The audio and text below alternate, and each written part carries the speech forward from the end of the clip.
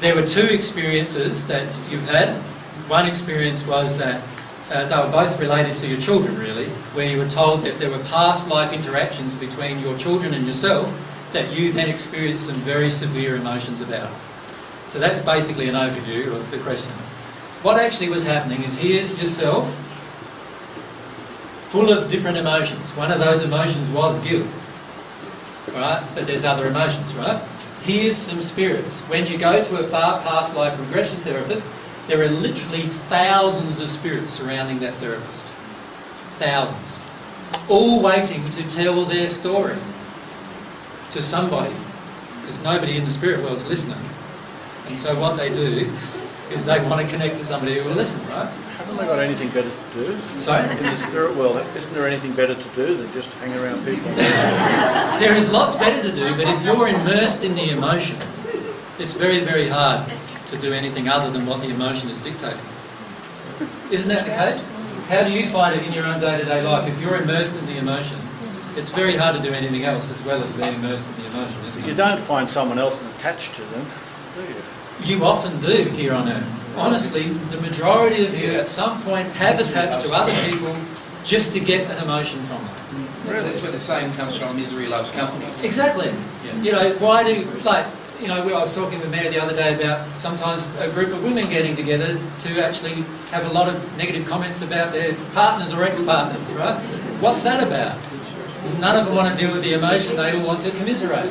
Right? You get a lot of guys go down the pub, you know, have a bit of a drink, and away they go about whatever is happening in their life. Why? Because it's a law of attraction event to help expose their emotion, but instead of exposing it, they live in it. Yeah. Professional public speakers take that. Sorry? Professional public speakers take that to an extreme. Oftentimes, yeah, because a lot of people do public speaking to get all these wonderful emotions from the audience. Yeah. So even as a public speaker, you've got to be very careful that you're not sucking your audience dry. How do you feel when you walk out? Do you feel like enlightened or bright, or do you feel like sucked right out? You know, it depends on the emotion coming from people. But let's get back to this question that you asked, because it's important. These spirits had these experiences where that you have related. Some of them where, you know, a mother did kill the child, or vice versa. Did kill her children in one case. Right? So this spirit killed her children. She has a lot of guilt about it. You go to a past life therapist, right? Past life regression therapist, with your guilt about being a bad mother. She feels attracted to you and comes through you to talk about what's actually happened to her. Now, all of that's fine up until this point, really. She's working through the same emotion you're working through. Isn't that great? Like, it's a friend working through similar emotion. So far, it's great. However, when it gets messy is when you're told that you did that, right?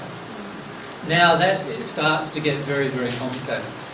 You can stay in these emotions for a long time. Now, if you had focused on feeling your own emotion, you would have probably dealt with it quite rapidly if you understood what was going on. But what happened was your own guilt was so strong and you couldn't allow yourself to fully experience it, and that caused a permanent attraction. This spirit followed you around for a year and stayed with you all that time. And you felt not only your own guilt, but hers as well, in an effort to get to a point where you both had cleared it. But if you knew that was happening, you probably would have dealt with it all within a week. Right? And this is the problem, is when we then assume it's a past life, we have a tendency then to just not focus on the causal emotion and release it. So it wasn't necessarily malicious? No, she wasn't malicious at all.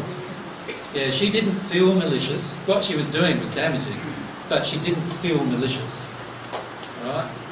Yeah. But it only became damaging because the past life regression therapist said this was you. Because of the belief. Yeah, yeah.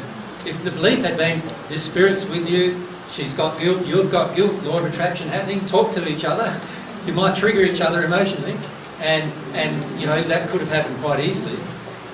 Where it'd be like, It'd be like two people feeling guilt here on earth, talking about their own guilt to each other. And you could have dealt with it very, very rapidly. But what happened? It gets all complicated, past life, all this guilt, and now she's permanently connected with you until this guilt's released, and it can be a very, very uncomfortable experience. And it is a very uncomfortable experience for the majority.